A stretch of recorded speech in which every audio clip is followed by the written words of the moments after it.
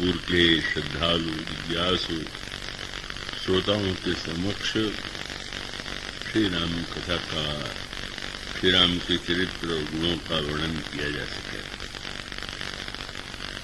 ज्ञान गंगा समिति के द्वारा प्रतिवर्ष यह आयोजन संपन्न होता है और मुख्यतः उसके मूल में श्री नारायण भैया, जय भैया और उनका पूरा परिवार उनकी श्रद्धा कार्य करती है। और हमारे श्रीनिवास जी ने तो बहुत ही वे एक कर्मठ और बड़े नेता हैं।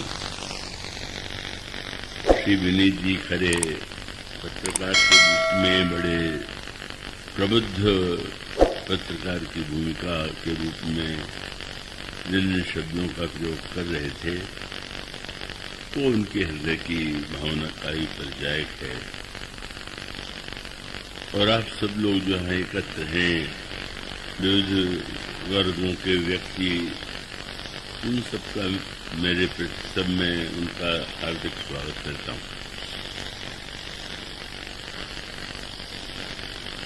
आपको बताया गया श्री जय भैया ने इस वर्ष जो पंक्ति चुनी है वह पंक्ति है, राम भगवती मणि उरवस्त जाके दुख लवलेस न सपने पाके। तो उसे केंद्र बना करके ही इस बार आपके समक्ष राम कथा प्रस्तुत की जाएगी। मुझे विश्वास है कि आप सब जिज्ञासु और श्रद्धालु श्रोता एकाग्र चित्त से श्रवण करेंगे।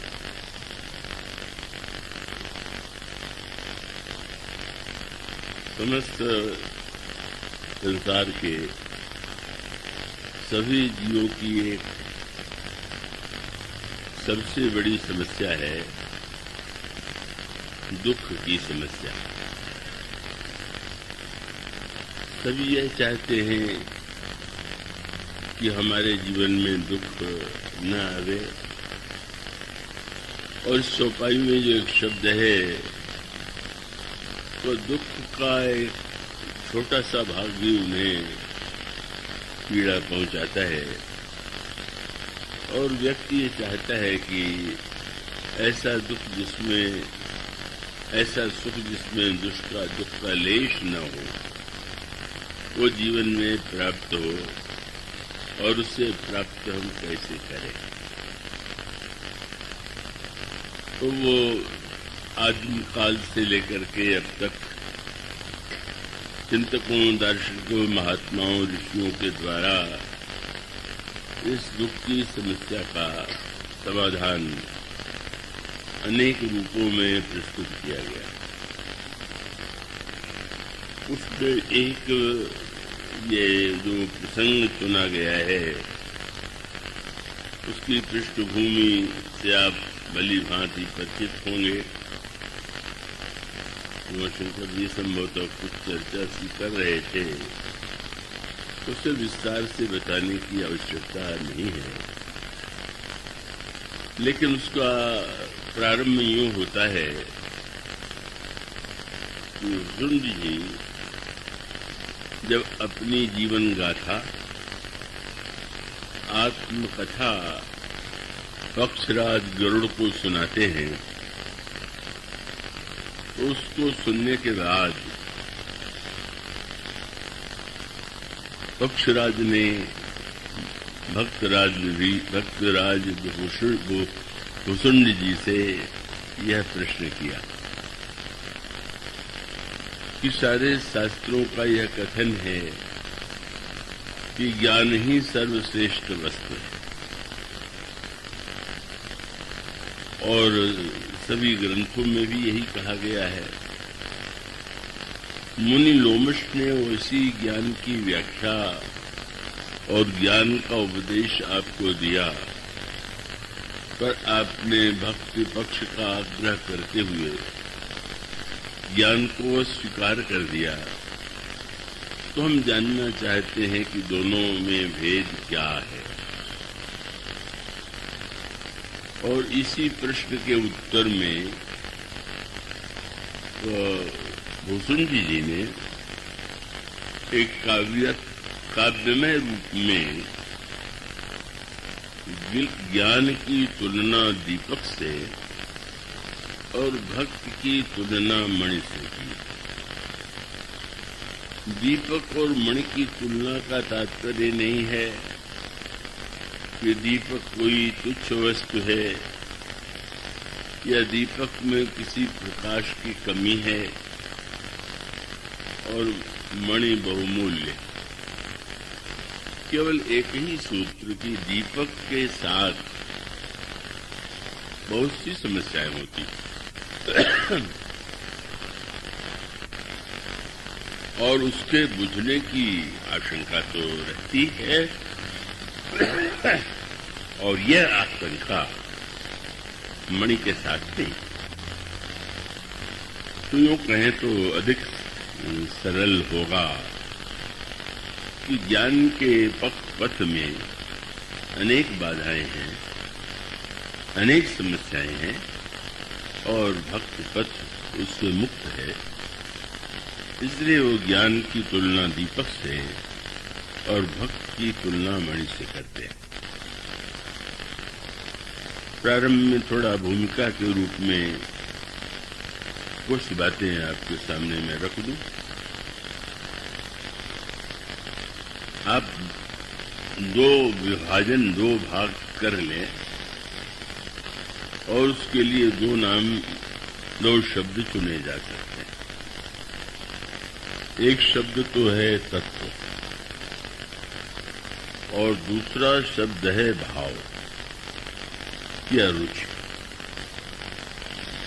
तत्व का अभिप्राय ये है कि जो वस्तुएं हमारे सामने हैं और या इसकी रचना में या इसके रचयिता का जो स्वरूप है उसे जान लेना तत्व है। और भाव का संबंध जो है व्यक्ति की अपनी भावना से और अपनी रुचि से। और महत्व जीवन में दोनों का है। तत्व का महत्व कोई साधारण नहीं है, पर रुचि का महत्व उससे कम नहीं है। दृष्टांत के रूप में एक आपके सामने आज के भौतिक विज्ञान का दृष्टांत दें। जैसे एक बालक है, जब उसे प्यार से आप गोद में लेते हैं तो आपके हृदय में कितना वात्सल्य, कितना प्रेम उसके प्रति उमड़ता है और उसे प्रसन्न करते हुए, उसकी इच्छा की पूर्ति करते हुए आपको कितना संतोष की अनुभूति होगी। लेकिन यदि बालक कभी अस्वस्थ हो जाए, बीमार हो जाए और रोग का पता लगाने के लिए आप उसी प्रिय बालक को डॉक्टर के पास ले जाएं और डॉक्टर यह कहे कि इसके रोग का सही ज्ञान पाने के लिए एक्सरे की आवश्यकता है और उस एक यंत्र के सामने आपका बालक खड़ा कर दिया जाता है, सुला दिया जाता है और उसके द्वारा उसके शरीर के अंतरंग रूप का परिचय सामने आ जाता है। और वो चित्र यूं कहें तो वास्तविक रूप क्या है? उस एक्सरे यंत्र के द्वारा जो दिखाई देता है वही भीतर का अंतरंग सत्य है। शरीर की रचना का वास्तविक रूप वही। किंतु प्रश्न तो यह है कि आप अपने ड्राइंग रूम में या अपने घर में क्या एक्सरे का चित्र कभी लटका सकते हैं? क्या आप बड़े गर्व से कह सकते हैं कि वास्तविक चित्र तो यही है, भीतर का चित्र तो यही है? ऐसा करें तब तो फिर आपके लिए बालक से प्यार कर पाना ही असंभव हो जाएगा। आपके ड्राइंग रूम में जो चित्र टंगा हुआ होता है वह बाहरी है, एक तरह का चित्र अंतरंग है। पर रोग का ज्ञान पाने के लिए जहां उस अंतरंग यंत्र के द्वारा जो चित्र लिया गया है उसका महत्व है, वहीं स्नेह, वात्सल्य और प्रेम की परितृप्ति के लिए जिस रूप में उसे हम देखते हैं और उसके प्रति जो हमारा वात्सल्य है, स्नेह है, उसका कोई संबंध यंत्र के यथार्थ से नहीं होता और उन दोनों का अपना अपना महत्व है। अथवा आप चंद्रमा को देख लीजिए, सारे पुराणों में, सारे साहित्य में चंद्रमा को कितना महत्व दिया गया। चंद्रमा को सौंदर्य का प्रतीक माना गया और किसी भी सुंदरी के लिए चंद्रमुखी कहना उसकी सुंदरता को गौरव प्रदान करता है। किंतु आप यह जानते हैं, कुछ वर्ष पहले जो लोग चंद्रलोक, जिसे चंद्रमा कहें, वहां पहुंचे और उनके द्वारा जो चित्र सामने आया, वह चित्र तो उसमें कहीं सुंदरता नहीं है। चंद्रमा की सारी भूमि बड़ी उबड़ खाबड़ है और इस दृष्टि से देखें तो वो चंद्रमा का जो रूप आंखों के सामने और विज्ञान के द्वारा देखा गया वो एक सत्य है। लेकिन जब आप शरद पूर्णिमा अभी आई होगी और उसमें आप आकाश में चंद्रमा को देखते हैं, या आज भी जब आकाश में आप चंद्रमा को देखते हैं तो क्या विज्ञान का उबड़ खाबड़ चित्र जो है आपके सौंदर्य भावना को तृप्त कर सकता है क्या? चंद्रमा आज भी उतना सुंदर दिखाई देता है, इतना शीतल, इतना अच्छा लगता है। चांदनी रात कितनी प्रिय होती है। और इसका अर्थ यह है कि दोनों का अपना महत्व है। ठीक इसी तरह से जिसे हम तत्व कहते हैं वही ज्ञान है और जिसे हम भाव कहते हैं वही भक्ति का सर्वस्व है। और इन दोनों का महत्व जीवन में निश्चित रूप से समान है।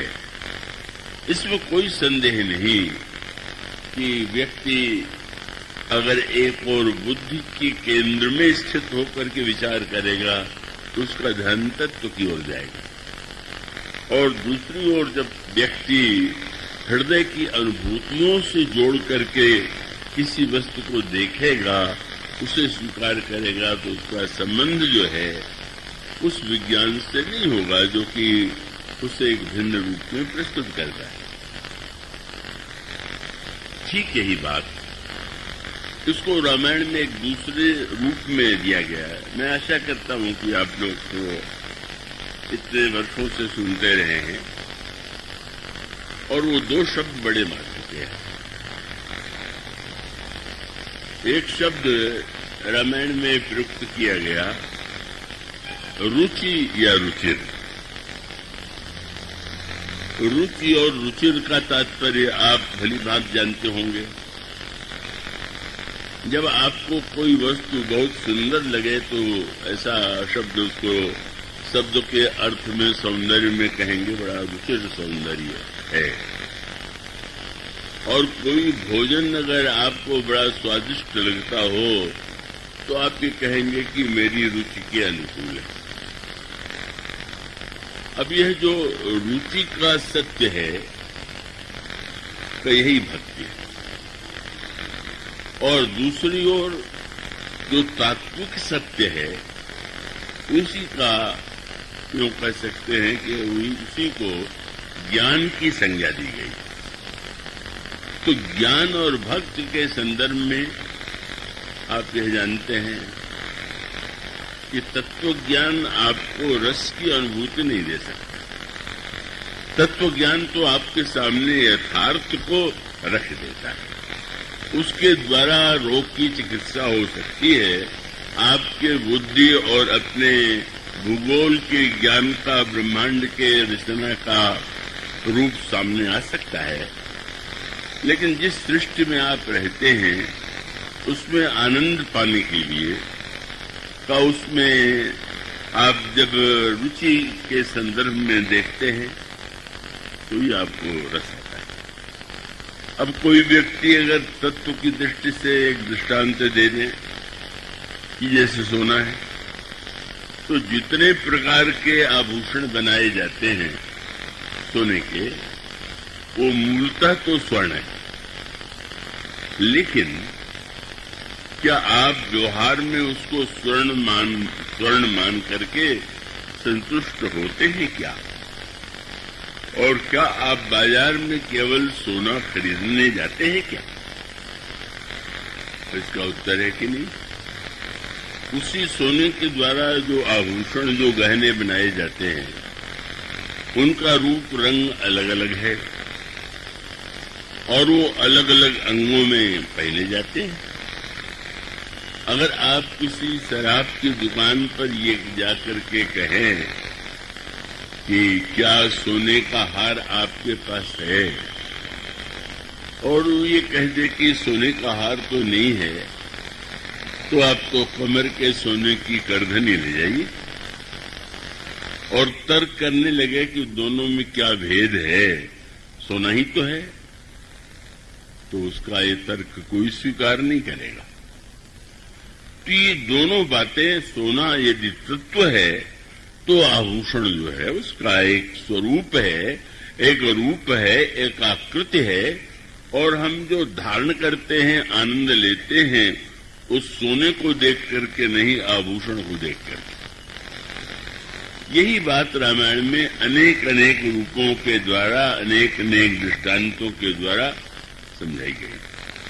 पर यह ध्यान रहे कि रुचि में सावधानी की आवश्यकता है।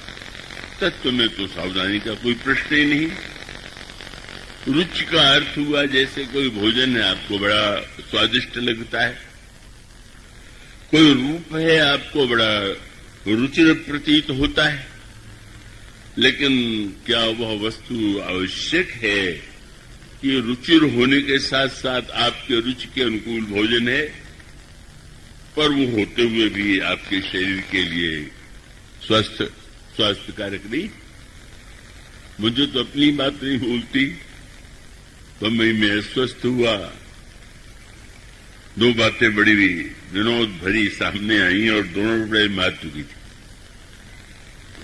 जिन डॉक्टर साहब को मेरी चिकित्सा करनी थी, वो बड़े मेरे प्रति श्रद्धालु थे, बड़े भावुक थे,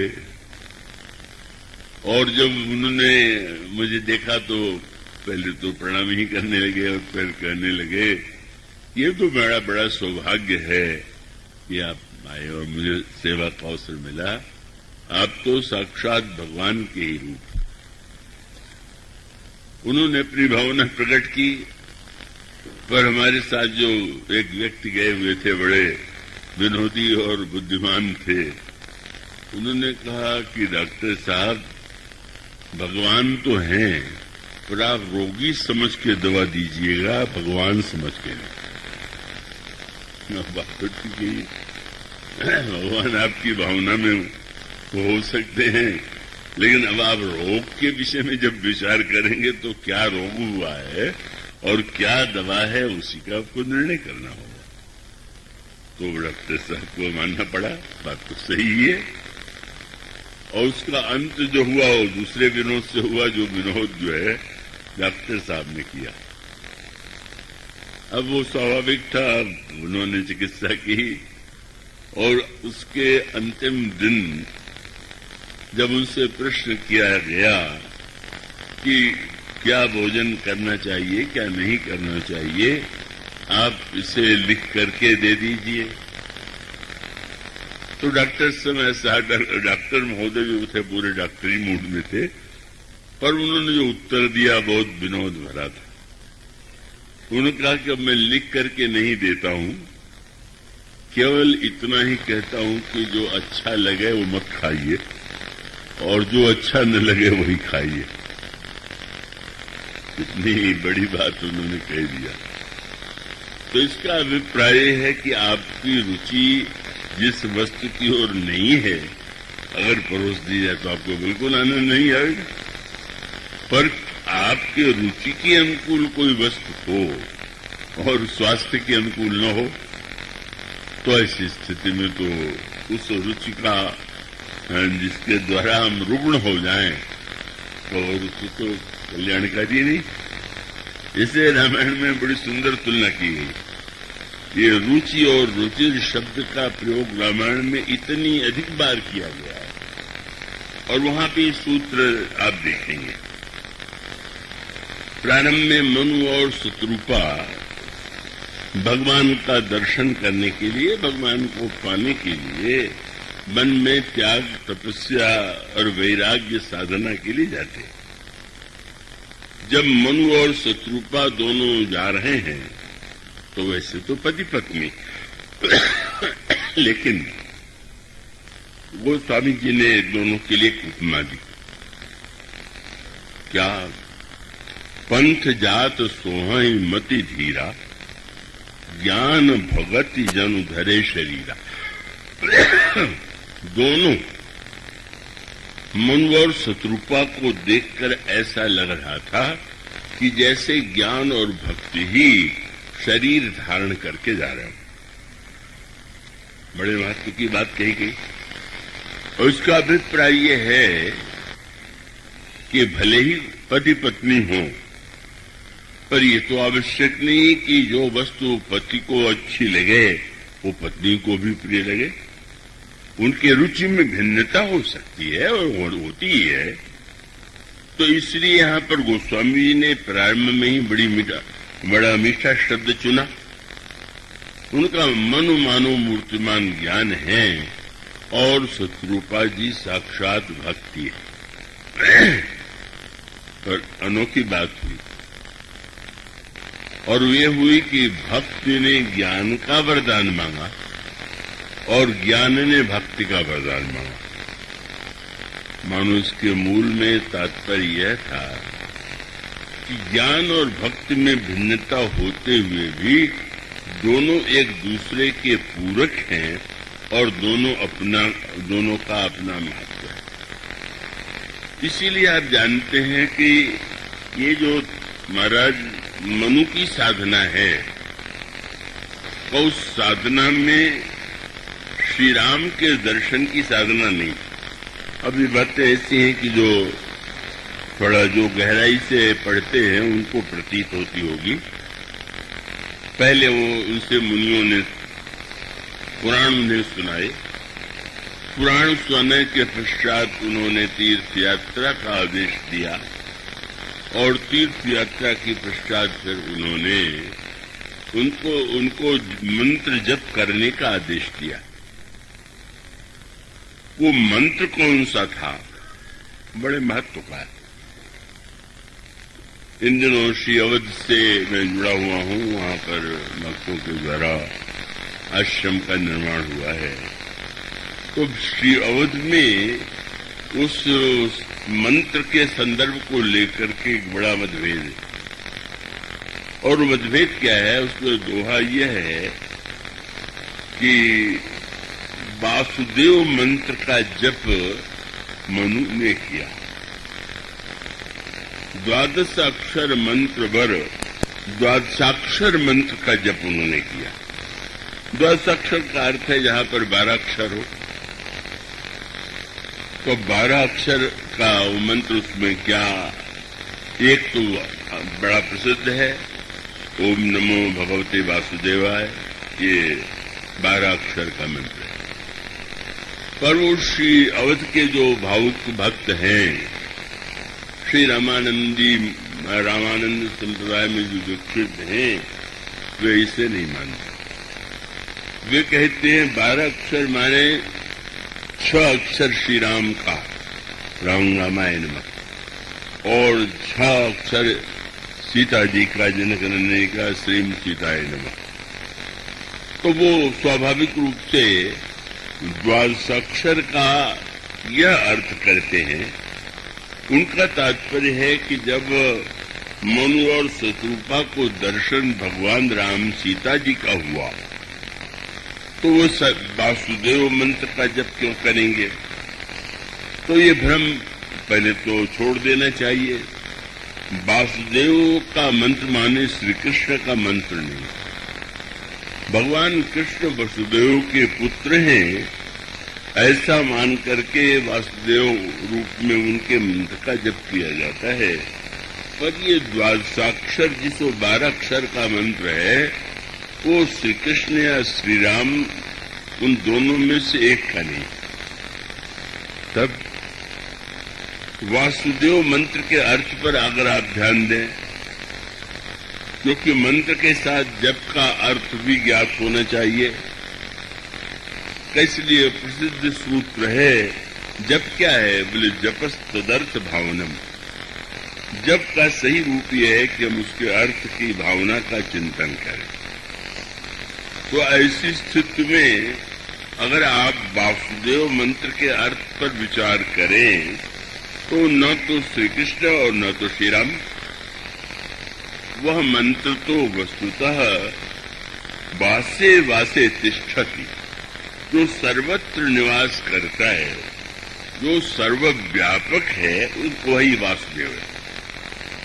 तो वासुदेव मंत्र उन्हें दिया गया और उन्होंने वासुदेव मंत्र का जप किया। ये एक प्रकार का एक संप्रदाय में आग्रह होता है, वो आग्रह में भावुकता होती है, तो उनके हृदय को तो नहीं मैं दुखा पाता हूं। लेकिन उसको दोहे में स्पष्ट लिखा हुआ है कि ये मंत्र श्री कृष्ण या श्री राम का नहीं। क्या है? 12 अक्षर मंत्र बर जपई सहित अनुराग वासुदेव पद पंकरु दंपति मन अतिलाप। उसको स्पष्ट ही वासुदेव शब्द का प्रयोग करके बात कही गई। इसका तात्पर्य क्या है मैं आपको बता दूं कि उस समय तक मनु के हृदय में, मस्तिष्क में ब्रह्म का वह निर्गुण निराकार रूप था कि जो श्री कृष्ण या श्री राम या अन्य अवतारों के रूप में नहीं।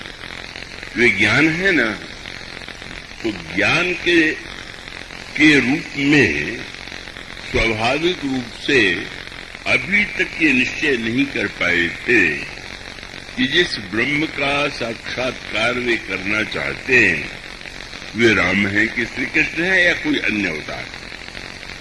तो इसलिए उन्होंने मंत्र जो उनको दिया गया, वह मंत्र श्री राम, श्री कृष्ण या किसी भी जो अवतार के रूप है उनके लिए वो नाम दिया जा सकता है।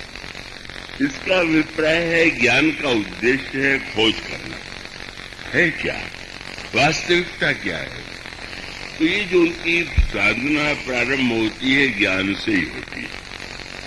ज्ञानमय रूप में ही दोनों साधन करते हुए दिखाई देते हैं। लेकिन अब आगे चल करके वहां पर एक विशेष स्थिति आई। उनकी साधना से प्रसन्न होकर के ब्रह्मा आ गए, नहीं आप वासुदेव नहीं, तो आप तो किसी स्थान लोक में, ब्रह्मलोक आपका निवास स्थान है। तो विधि हरिहर तप देखी अपारा, मनु समीप आए बहुबारा, मांगहु बर गो भांति लुभाए, परम धीर नहीं चले जाए। न ब्रह्मा जी से वरदान मांगा, न विष्णु से, न शंकर जी से। अनेक बार आए, उसका अर्थ क्या है? उस समय तक उनके अंतःकरण में रूप की कोई एक निश्चित धारणा नहीं बनी थी। मैं आशा करता हूं कि थोड़ा ये विषय सुस्त होते हुए भी समझने, इस प्रसंग को समझने के लिए बहुत आवश्यक है। तो उस समय रूप की धारणा न होने के कारण जब भी रूप उनके सामने आया तो उन्होंने स्वीकार कर दिया। अब उसके बाद कैसे वो परिवर्तन उनमें आता है उसका सूत्र सामने आता है। अभी तक रूप सामने आता था और रूप आके कहता था मांगिए, वे कहते थे नहीं, पर अचानक रूप नहीं आया, शब्द आया। ये सब दार्शनिक विषय हैं, सब लोग उसका आनंद नहीं ले सकते, लेकिन अचानक आकाशवाणी हुई। तो आकाशवाणी का अर्थ आप जानते हैं, आकाश तो निराकार है, आकाश का कोई आकृति तो नहीं है। तो आकाश का स्वर माने एक निर्गुण निराकार की जो अभिव्यक्ति होगी, व्यवहार में सबसे पहले तो शब्द में ही होगी। तो इसलिए यहाँ पर संकेत ये था कि आकाशवाणी हुई और आकाशवाणी में पूछा गया, सभी रूपों को तुमने अस्वीकार कर दिया, मांग मांग वर जो रुचित हो रहे, तुम्हें जो अच्छा लगता हो मांगो। और तब महाराज मनु ने ऐसा कहा और उन्होंने कहा कि मैं जानता हूं कि आप साक्षात ब्रह्म हैं और ब्रह्म जो है वो अगुण है और अनंत है और उसका कोई रूप नहीं है। लेकिन अब उनकी धारणा में भक्ति का प्रवेश हुआ। अब जैसे हैं वो तो रूप नहीं है, उसका तो कोई रूप नहीं है, नाम न रूपा।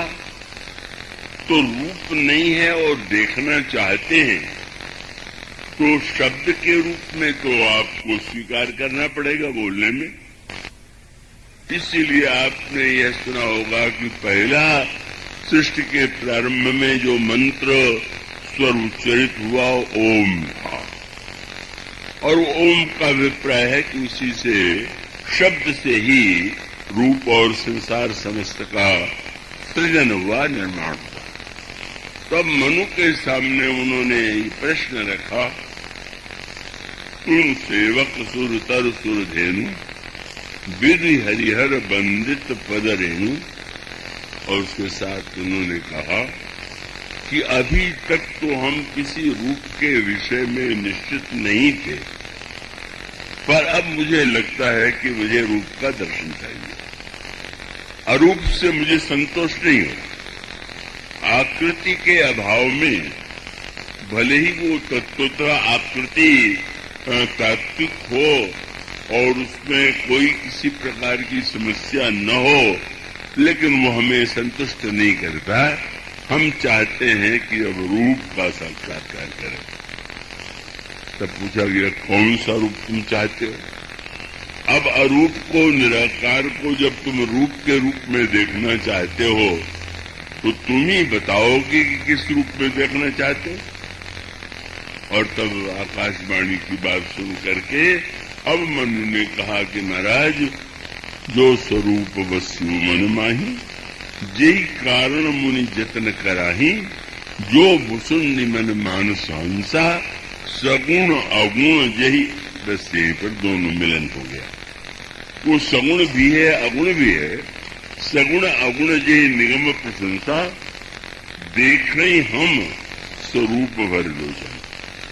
अब उसको हम नेत्र का विषय बनाना चाहते हैं। और तब उसके पश्चात गोस्वामी जी कहते हैं, मनु और शत्रुपा के सामने दो रूपों में भगवान का दर्शन हुआ। एक रूप में अब पहली बार वहां पर श्री राम और जनक नंदिनी से, जनक नंदिनी तो अभ्यास में कहता हूं, उस समय तो जनक नंदिनी नहीं है। उस समय उनके सामने जो रूप आया वो आदिशक्ति सीता। और तब गोस्वामी जी ने पहली बार श्री राम और सीता जी का नाम लिया। और राम और सीता जी का नाम लेते हुए गोस्वामी जी ने कहा कि वैसे भगवान राम बाम से सीता सोई, और भगवान राम ने सीता जी का परिचय देते हुए मनु से ये कहा कि आदिशक्ति जही जग उपजाया सो अवतरी मोरे हमारा। इसके बाद एक बड़ी मीठी बात गोस्वामी जी ने कहा। अचानक ज्ञान में जो मनु थे उनमें भावुकता आ गई। और ये बड़े समझने की बात है कि अगर व्यक्ति ज्ञानवान ही केवल रह जाए और विचार की ही बातें करे तो उसमें एक प्रकार की शुष्कता होती है, उसमें रस की अनुभूति नहीं होती। अब आप सोच लीजिए कि डॉक्टर लोग शव का पोस्टमार्टम भी करते हैं और उसमें शव को चीर फाड़ करके उसके भीतर जब दृष्टि डालते हैं तो भीतर का शरीर तो वैसा है, पर कोई उसे वैसा तो नहीं देखना चाहेगा। तो ऐसी स्थिति में वस्तुतः यह एक ऐसी भावुकता है जो महाराज मनु के रूप में आई और मनु ने भगवान से जो वरदान मांगा वो तत्व के स्थान पर भाव की बात उन्होंने की। मैं ऐसा करता हूँ थोड़ा विषय मूल में समझने का है, इसलिए थोड़ी कठिनाई किन्हीं लोगों को हो सकती है, पर आप उसमें समझ सकते हैं। और तब वह गोस्वामी जी कहते कि उन्होंने बड़े डरते डरते कहा कि महाराज मैं तो यही चाहता हूँ कि चाहूं दान शिरोमणि कृपा निधि नाथ कहूं सति भाव चाहूं तुम्हें समान सुत प्रभु सन कौन दुराव। अब आपसे क्या मैं छिपाऊं, मैं चाहता हूं कि आप जैसा पुत्र पाऊं। भगवान ने मुस्कुरा करके कहा अब अपनी तरह मैं कहाँ खोजने जाऊं, मैं ही तुम्हारा पुत्र बन जाऊंगा। अब ये भावुकता जगत जो ब्रह्म निराकार है उसे साकार और साकार के रूप में भी उसको पुत्र बनाने की आकांक्षा, यही है भक्ति भावना का स्वरूप, यही है भक्ति भावना का रस। और भगवान ने बड़ी उदारता से कह दिया मैं तुम्हारा पुत्र बनूं। और अगला शब्द बड़ा सुंदर है, शत्रुपादी भक्ति है। अब भगवान ने उनकी ओर देखा और कितना सुंदर शब्द सुना। उन्होंने कहा कि पहले तो पूछा देवी आप तो जो वर नाथ चतुर नृप मांगा सुई कृपालु में अति प्रिय लगा। जो वरदान महाराज ने मांगा है वो मुझे बड़ा अच्छा लगा। तो भगवान ने शब्द क्या कहा, देवी मांग वर जो रुचि तोरे, फिर वही शब्द है। ज्ञान में तत्व की प्रधानता है और भक्ति में रुचि की। मिठाइयां चाहे एक ही वस्तुओं से बनती हों लेकिन सबको मिठाई में भेद लगता है। और आभूषण चाहे सभी सोने के बनते हों, सो सुंदरता में भेद दिखाई देता है। भगवान ने मुस्कुरा करके कहा मां शत्रुपा तुम बताओ तुम्हारी रुचि क्या है। यही है भक्ति का प्राण। भक्त माने आपको जो रुचि लगे। कोई कहते हैं सब भोजन तो एक ही है, सब वस्तुएं एक ही है, सारी सृष्टि ब्रह्म ही है, तो सब ठीक है, लेकिन होते हुए भी आपको समान रस और आनंद की अनुभूति तो नहीं होती। भगवान ने कहा देवी मांगो वर जो रुचि तोड़े। तो अनोखी बात हुई। शत्रुपा जी ने अचानक वह वरदान मांगा जो उनके स्वभाव के अनुकूल तो नहीं। रुचि की प्रधानता होती है। कोई व्यक्ति बुद्धि प्रधान होता है, कोई व्यक्ति भावना प्रधान होता है, पर उन दोनों के संदर्भ में दोनों का महत्व समान है। पर समान होते हुए भी रुचि में भिन्नता है। पर एक बात जो समझ लेने की है कि रुचि के संबंध में सावधान रहने की आवश्यकता है और तत्व के विषय में तो सावधान रहने का कोई प्रश्न ही नहीं। तत्व बने जैसा है वैसा जान लीजिए। तो लंका से दो रुचिर वस्तुएं भगवान के सामने आई। और रुचिर माने देखने में तो रुचि के अनुकूल लगे। आपके सामने कोई ऐसी वस्तु परोस दी जाए कि जो देखने में तो लगे कि आपके रुचि के अनुकूल ही है, पर आप जब खाएं तो थू थू करें कि ये देखने में तो ऐसा था, ये भीतर से निकल आए। तो लंका में 2 रुचिर वस्तुएं ऐसी आई जो नकली। अयोध्या में जो रुचिर है वो सत्य है, और लंका में 2 रुचिर माने एक तो सूर्पणखा, भगवान राम दंडकारण्य में विराजमान है, और जो सूर्पणखा ने जाकर के उनका सौंदर्य देखा, वो अद्भुत ऐसा सम्मोहित हुआ और उसके हृदय में आया कि इनको अपनी ओर मैं आकृष्ट करूं, इसका क्या उपाय। और तब उसने उसी शब्द का अर्थ ग्रहण किया। गोस्वामी जी क्या कहते हैं, बोले रुचिर रूप धरी प्रभु पह आई। रुचिर रूप धारण करके माने जिस सुंदरता को देख करके, को रुचिर कौन लगता है, बोले निर्मल मन जन सो में पावा, मोहि कपट छल छिद्र न भावा। भगवान कहते जो जैसा है वैसा मेरे सामने आवे तो मुझे अच्छा लगेगा। उसने मान लिया कि नहीं, ये बहुत सुंदर रूप में मैं अगर जाऊंगी तो मेरी ओर, तो एक तो लंका की रुचिरता का प्रतीक है सूर्पणखा। इसीलिए तो भगवान राम के सामने जो गई तो प्रभु से मुस्कुरा करके उसने यही कहा, तुम सम पुरुष न मोह सम नारी, यह संयोग विधि दशा विचारी। तुम जैसा पुरुष और मुझ जैसी स्त्री कोई नहीं है। लगता है ब्रह्मा ने हम दोनों का निर्माण एक दूसरे के लिए किया। प्रभु ने कहा, अच्छा ये तो रुचिर रूप माने रूप में जहां पर देखने में सुंदर और भीतर भरी हुई अंतःकरण में छल कपट और कुरूपता। और वो सूर्पणखा का ये प्रस्ताव सुन करके भगवान राम ने सीता ही चितई। प्रभु ने सीता जी की ओर क्यों देखा, बोले जनकपुर वासिनी स्त्री ने तो ये कहा कि सीता जी कोई राम के लिए बने, सीता राम एक दूसरे के लिए बने।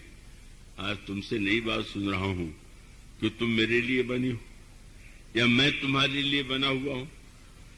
पर साथ साथ प्रभु ने ये विनोद भरा प्रस्ताव किया कि हां, अहई कुमार मोर लहू व्राता, मेरा छोटा भाई कुमार अवश्य है, तुम वहां चली जाओ। और जब सूर्पणखा गई तो लक्ष्मण जी समझ गए कि प्रभु का लीला कुछ और उद्देश्य है, और तब प्रभु ने भेजा, सूर्पणखा ने कहा, तुम्हारे बड़े भाई ने बताया है कि तुम कुमार हो, तो तुम उससे विवाह करो, क्योंकि वो तो विवाह उनकी पत्नी साथ में है। लक्ष्मण जी ने जब उत्तर दिया तो पहला शब्द क्या कहा, सुंदरी सुनो, सुंदरी सुनो। तो ये शब्द सुनकर के सूर्पणखा को आशा बंधी कि बड़े भाई तो लगता है बड़ा नीरस था, एक बार भी सुंदरी नहीं कहा, कम से कम इसने सुंदरी कहा तो मुझे संबोधित सुंदरी कह करके किया, तो लगता है कि इसको सुंदरता की परख है। पर उसको आश्चर्य था कि सुंदरी मुझे कह रहा है पर मेरी ओर देख नहीं रहा है। लक्ष्मण जी किसकी ओर देख रहे थे, प्रभु विलोक देख रहे हैं भगवान राम को, और सूर्पणखा से सुंदरी कहते हैं। सूर्पणखा कह सकती है कि तुम सुंदरी मानते हो तो मुझे देखते क्यों नहीं। तो लक्ष्मण जी का तो एक ही मन में उत्तर था कि जब तक मैं देखता नहीं तभी तक सुंदरी हो, और जब मैं देख लूंगा तो तुम्हारी असलियत सामने आ जाएगी। मानो लक्ष्मण जी को वैराग्य बताया गया। वासना की दृष्टि से जो सुंदर प्रतीत होता है, जब वैराग्य की दृष्टि उस पर पड़ेगी तो उसकी क्रूपता प्रकट हो जाएगी। तो एक तो रुचिरता का धोखा सूर्पणखा, और दूसरा लंका की रुचिरता का धोखा जो वो है, वो कौन है, मारीच। जिस समय रावण जनक नंदिनी का हरण करने के लिए आता है तो वो अंतर इतना ही था कि रावण की योजना थी और भगवान राम को भी लीला के लिए उसी प्रकार की आवश्यकता थी। तो उस समय गोस्वामी जी ने बड़ा सुंदर शब्द लिखा, एक दिव्य मृग अब बड़ा अनोखा सामने आ गया। यह मृग मारीच था, और यह मारीच जो है रावण की प्रेरणा से बाध्य हुआ था कि वो श्री राम के सामने मृग के वेश में जाए। और गोस्वामी जी ने ठीक वही शब्द चुना। क्या? वो स्वामी जी कहते हैं कि उस सीता जी ने उसको देखा। अब ये रामायण की अपनी भाषा है।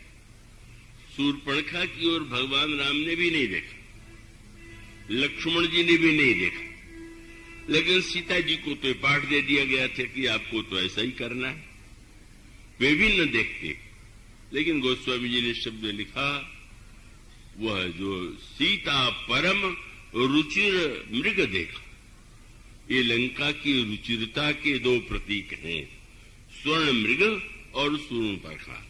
स्वर्ण मानो लोभ का प्रतीक है, और शूर्पणखा के रूप में कामिनी जो है वह मानो काम वासना की प्रतीक है। उन काम वासना में जो रुचिरता है और लोभ में जो आकर्षण है, और उस समय बस यही। शूर्पणखा को श्री राम श्री लक्ष्मण ने नहीं देखा तो कोई समस्या नहीं, पर सीता जी ने देखा। फिर वही बात कि वे भी न देखते, लेकिन भगवान राम तो एक योजना बना चुके हैं कि हरण के लिए आवश्यक है कि वो उसकी ओर देखें। और तब गोस्वामी जी ने लिखा कि सीता परम रुचिर मृग देखा, अंग अंग सुमनोहर वेखा। तो बड़ा सुंदर मृग है। और तब उन्होंने कहा, सुनहु देव रघुवीर कृपाला, यही मृग कर अति सुंदर छाला। सत्य संद प्रभु वध करे ही, आनहु चर्म कहत बैदे। महाराज ये तो बड़ा रुचिर मृग है, इसका चमड़ा कितना अक्षर होगा, अच्छा सुंदर होगा। आप किसी तरह से या तो इस मृग को पकड़ करके ले आइए। गीतावली में गोस्वामी जी ने दो प्रस्ताव किया। उन्होंने पाए पालिवे योग मारे पै मंजुल मृगशाला। अगर ये पकड़ में आवेगा तो मैं पाल लूंगा, और अगर पकड़ में ना आवे तो इसका वध कर दीजिएगा, तो इसका चमड़ा बड़ा सुंदर रहेगा। अगर ये पकड़ में आ जाएगा तो पालने योग्य, और पकड़ में ना आवे तो मारने योग्य। अब ये आध्यात्मिक दर्शन है रामायण का। मानो भक्त के लिए भक्त का पालतू बन जाए तो भी ठीक, और ज्ञान के द्वारा उस पर प्रहार करके उसकी वास्तविकता को प्रकट कर दिया जाए, इसका दूसरा स्वरूप। और तब गोस्वामी जी ने लिखा, प्रभु समझ गए नाटक ठीक ठीक चल रहा है। और गोस्वामी जी ने फिर ये कहा, क्या? लंका की इन दोनों रुचिरताओं से सावधान रहिए, जो देखने में सुंदर लगे, आकर्षक लगे, हमारी वृत्तियों को अपनी ओर खींचे, लेकिन जो हमारे अंतर हृदय में वासना, कलुष और प्रलोभन उत्पन्न करे। और इसलिए भगवान राम ने एक बड़ा, तो तुलसीदास जी ने एक बड़ा सुंदर शब्द का प्रयोग किया। क्या? सीता जी ने कहा मृग बड़ा रुचिर है, तो भगवान राम ने जो धनुष पर बाण चढ़ाया उसके लिए गोस्वामी जी ने शब्द क्या लिखा? मृग विलोक प्रभु कटिपट बांधा, और करतल चाप रुचिर सर साधा। अब तुम कह रही हो कि ये बड़ा रुचिर है, तो मेरा बाण भी रुचिर है। एक संकेत है, बाण तो रुचिर किसी को नहीं लगेगा। बाण जो जिससे मृत्यु हो जाती है वो रुचिर किसको लगेगा? और सोने का मृग किसको रुचिर नहीं लगेगा? पर भगवान राम ने कहा कि आज देख लो लंका की रुचिरता और अयोध्या की रुचिरता में क्या भेद। तो रुचिर दिखाई देने वाला मृग और रुचिर दिखाई देने वाली शूर्पणखा, अंतुगत्वा शूर्पणखा की नासिका का उच्छेद हुआ। और दूसरी ओर भगवान श्री राम के धनुष पर रुचिर बाण चढ़ा करके जब चलते हैं और जब भगवान श्री राम ने बाण चलाया तो मृग निकल आया सोने के स्थान पर राक्षस के रूप में। मानो भगवान के बाण ने बता दिया कि यह जो मेरा बाण है यह तो व्यक्ति को वस्तुतः कल्याण की दिशा में ले जाने वाला है, क्योंकि मारीच को भगवान ने सद्गति प्रदान कर दिया। पर इसका अभिप्राय कि शूर्पणखा और शूर्पणखा के स्थान और जिस समय हमारे जीवन में प्रलोभन की वृत्ति का प्राकट्य होगा उसके पीछे अगर हम भागेंगे, उसको जीवन में अगर हम हस्तगत करना चाहेंगे तो अकल्याणकारी होगा। और तब इसका अभिप्राय है कि मनुष्य में एक और विचार की जिज्ञासा होती है, वो सत्य को जानना चाहता है और वो जानने की इच्छा बहुत उचित है। अंतोगत्वा संसार में जो बड़ी से बड़ी खोज हुई है, तत्व ज्ञान जो होता है का वो तो विचार के द्वारा होता है, लेकिन रस की अनुभूति जो है, आनंद की जो अनुभूति है, वो तो व्यक्ति को भाव में होती है। और उस रुचि को हम अगर लंका की रुचि से कैसे जोड़ेंगे तो हमारा कल्याण होगा, और अगर हम उस रुचि को भगवान की रुचिरता से जोड़ेंगे, भगवान में रुचिरता दिखाई दे और भगवान में नहीं भगवान के बाण में भी रुचिरता दिखाई दे, कि जो चलता है तो लगता है कि वो बाण कठोर है और उसके द्वारा वध होगा, पर जब उस बाण के द्वारा वह जीव जिस पर बाण चला वो जब भगवान में लीन हो जाता है तो पता चलता है कि वस्तुतः यह परम कल्याणकारी तो प्रभु का बाण है। मूलतः इसका अभिप्राय यह है, ज्ञान का अभिप्राय है जहां विवेक की प्रधानता है, और भक्ति का तात्पर्य है जहां भावना की प्रधानता है। ज्ञान का अभिप्राय जहां तत्व की प्रधानता है, भक्ति का अभिप्राय है जहां पर रुचि की प्रधानता है।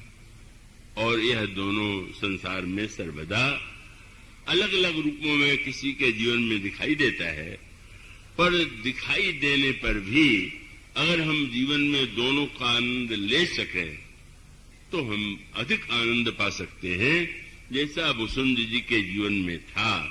पहले उनके जीवन में भक्ति की प्रधानता थी, पर बाद में जब भगवान ने अपने विराट रूप का दर्शन कराया और तब उनके अंतःकरण में ज्ञान का भी उदय हुआ।